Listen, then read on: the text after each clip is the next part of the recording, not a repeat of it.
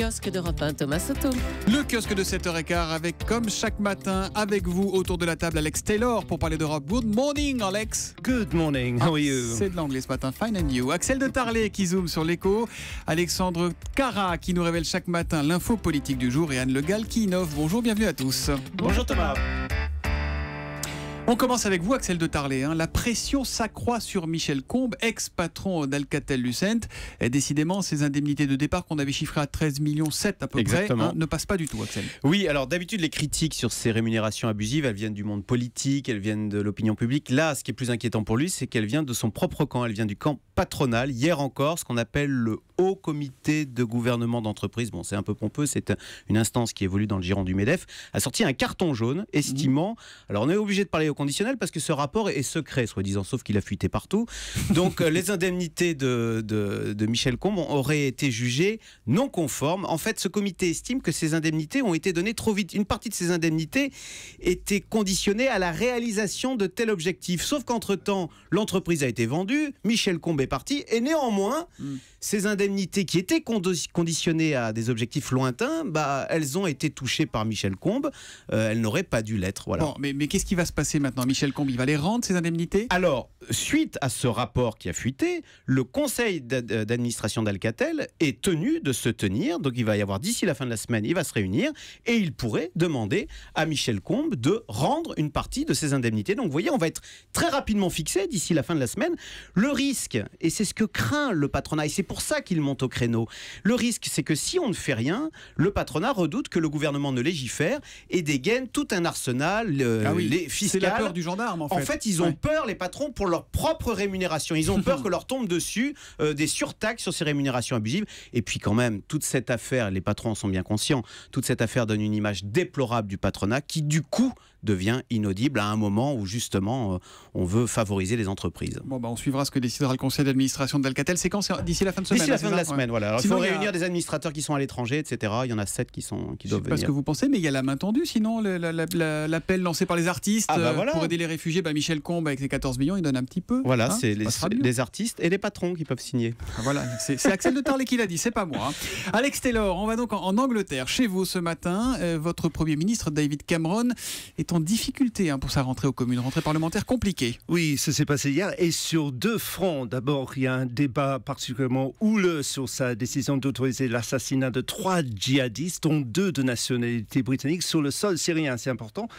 Ils ont été tués à l'aide d'un drone de la Royal Air Force à Raqqa le 21 août dernier, alors qu'ils préparaient, selon David Cameron, un attentat contre la reine à la fin du mois d'août. Oui, absolument. Alors pourquoi c'est houleux? Parce que je vous rappelle que ce même Parlement avait voté il y a 2 ans, en dépit de la volonté de David Cameron, contre toute participation britannique aux interventions aériennes en Syrie. D'accord. Alors il veut profiter, à mon avis, un peu du flou actuel avec les travaillistes qui n'ont même pas de dirigeants pendant 2 semaines encore et qui vont faire un virage à gauche pour établir l'idée maintenant que la Grande-Bretagne va participer aux frappes internationales contre Daesh en Syrie. C'est la seule façon, selon lui, de régler le problème des réfugiés. Mais est-ce que le Parlement va être encore consulté? Parce que comme il y a eu ce revers il y a 2 ans, le Parlement n'a pas été consulté pour le 21 août déjà. Oui, justement, mais maintenant, si ça fait va plus partie loin. de sa stratégie, mais il ne pourrait plus continuer éternellement à faire des frappes sans consulter le Parlement. Alexandre Cara, toujours très pointilleux sur le respect des procédures. Je vois bien ça. Il y a eu un revers embarrassant tard hier soir aussi pour David Cameron. C'est l'acte 2, ça. Et ça, c'est le deuxième dossier, c'est le dossier de l'Europe. Alors, ils sont censés avoir la majorité absolue, mais 37 conservateurs eurosceptiques ont voté contre lui.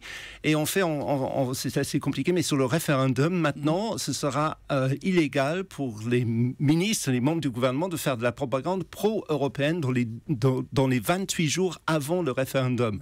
Et Cameron voulait qu'il puisse le faire. Donc, c'est 2 revers pour lui en une seule journée. Donc, c'est une journée houleuse pour le Premier ministre difficile. Donc, Cameron en difficulté chez lui. Vous nous disiez il y a quelques jours qu'Angela Merkel était aussi en difficulté chez elle. Finalement, c'est pas si simple, tout ça. Tout le monde est en difficulté, je crois, à la rentrée, mon cher Thomas. Et on va voir ce qui se passe chez nous en France. Alors, Alexandre Cara, justement, vous nous révélez qu'on peut encore s'inscrire sur les listes électorales. Qu'est-ce que c'est que cette histoire? Normalement, la fin des inscriptions, c'est le 31 décembre de chaque année. Autrement dit, pour voter en 2015, il fallait s'inscrire avant le 31 décembre 2014. Absolument. Vous êtes inscrit, Thomas? Absolument, oui. Ah bon, c'est bien pour vous. Mais s'il y en a qui ne sont pas inscrits autour de la table ou ailleurs, ils peuvent s'inscrire à partir de ce matin et jusqu'au 30 septembre. Effectivement, c'est exceptionnel. C'est une première. hein. D'habitude, vous l'avez raison, c'est à la fin de l'année calendaire que les inscriptions sont closes. Mais désormais, effectivement, il y a une loi qui permet de s'inscrire du 8 septembre au 30 septembre 2015 pour participer aux élections régionales de décembre. Donc à partir d'aujourd'hui jusqu'à fin septembre, mais pourquoi changer les règles aussi soudainement Écoutez, évidemment, il y a une raison très claire, c'est pour lutter contre l'abstention. Le gouvernement a très très peur de l'abstention, on l'a vu au cours des dernières élections, on est à près de 50% d'abstention désormais, donc il s'agit de lutter contre l'abstention et notamment, ils ont constaté que les gens qui déménageaient l'été ou par exemple les étudiants qui s'inscrivaient dans des établissements loin de chez eux, souvent ne votaient pas ou étaient rayés des listes électorales, donc ils ont décidé notamment pour ces deux populations de changer les règles. Oui, alors c'est très bien, vous nous révélez cette information ce matin, mais le problème c'est que personne n'était au courant, vous en parliez. C'est vrai. Or c'est offert à partir d'aujourd'hui. Mais comment on fait pour s'inscrire? On va à la mairie? On va à la mairie, c'est exactement, ce sont les règles habituelles. Hein. Mais il va y avoir une grosse campagne d'information que le gouvernement a mis en place et je vous propose justement ce matin en exclusivité d'écouter sur Europe 1 le spot radio et vous allez voir, c'est un peu décalé, c'est le moins qu'on puisse dire. Mais pourquoi, Cassandra? Pourquoi? Arrête, Johnny. Il est trop tard. Il faut me laisser une nouvelle chance, Cassandra. Non, Johnny, il fallait y penser avant. C'est trop tard. Vraiment trop tard. Mais non, il n'est pas trop tard. En tout cas, pas pour vous inscrire sur les listes électorales et pouvoir voter aux élections régionales de décembre. Exceptionnellement, vous avez encore jusqu'au 30 septembre. Ah, voilà. pour vous C'est inscrire. drôle en tout cas. Voilà. C'est une agence de pub. C'est comme Johnny et Cassandra, si vous n'êtes pas inscrit, Oui, il n'est pas trop tard. Mais il était quand même temps de changer un peu les règles parce qu'avec les nouvelles technologies, on pourrait s'inscrire en instantané. Oui, alors c'est déjà une révolution, hein. Il faut y aller doucement, vous savez comment ça marche au niveau de lois, de ce genre de choses. Il va falloir attendre, mais c'est vrai qu'avec les nouvelles technologies, théoriquement, on pourrait le faire quasiment à la veille du scrutin. Dans les pays de l'Est, on vote d'un clic sur Internet. Hein. Ouais, en vrai. Estonie, etc. Bon, Ils ont nous, commencé ça reste à à voter plus l'ancienne. tard que nous, mais ils savent faire ça mieux que nous. Juste dernière question, qui est à l'origine de ce spot là C'est étonnant, c'est pas une agence de pub, c'est pas une agence de com, c'est le SIG, le service d'information du gouvernement, ce qui est quand même, on va dire, contre-intuitif, parce qu'on ne s'attendait pas à ce que cette institution, vénérable institution, dépoussière comme ça son style. Donc ça, et puis il va y avoir également sur les réseaux sociaux une communication et aussi un site internet, oui je vote.fr. Voilà, vous savez tout. On redonne les dates. Depuis aujourd'hui jusqu'au 30 septembre, si vous n'êtes pas inscrit sur les listes électorales, Alexandre Carra nous dit que c'est possible pour voter au régional, parce que nous, on est citoyens, on aime bien que les gens votent blanc, rouge, noir, vert, ce qu'ils veulent, mais ils votent, on innove.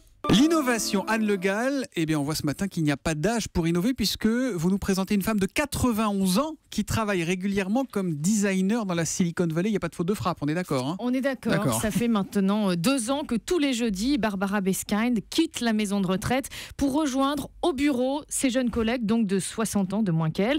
Donc alors pas de jean, t-shirt chez elle, hein, le look est un petit peu plus classique, c'est plutôt pull, pantalon, boucle d'oreille, et rouge à lèvres. Elle est très coquette et puis en plus elle a les cheveux blancs cachés par une couleur qui tire un peu sur le roux. Donc elle ne paraît absolument pas ses 91 ans, mais elle les a. Joli portrait, mais elle fait quoi cette dame? Elle est ergotée par un peu de formation. Elle a été recrutée pour dessiner des objets pour seniors. Et en fait, c'est après avoir vu le patron de la société Ideo à la télé dans 60 Minutes qu'elle a envoyé son CV de façon spontanée. Donc avec sa date de naissance, 1924.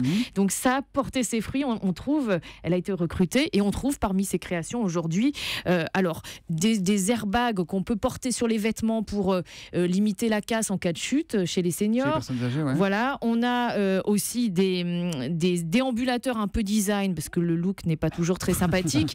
Et puis surtout une paire de lunettes qui, grâce à une caméra et à un système de reconnaissance faciale, permet de retrouver le nom de la personne que vous croisez. Ce sont les lunettes qui vous soufflent le nom de la personne que vous croisez si vous avez des trous de mémoire ou des problèmes de vue. Et Barbara Beskind assure que son âge n'est absolument pas un frein à la créativité. Et donc un cerveau plus mûr est aussi créatif qu'un cerveau jeune, c'est vrai ça? Eh bien absolument, et là la science lui donne raison. Il y a une étude britannique qui est parue cet été qui montre que la créativité augmente même avec l'âge. Des chercheurs de Cambridge ont mis devant la télé des spectateurs de 18 à 88 ans et il se trouve que les personnes plus âgées ont plus de mal à garder le fil de l'histoire, mais ils font plus aussi attention aux détails et ça booste la créativité. Voilà, des infos, des révélations tous les matins, Urbi et Torbi, à la ville et au monde. C'est dans le kiosque de 7h15. À demain matin les amis. À demain.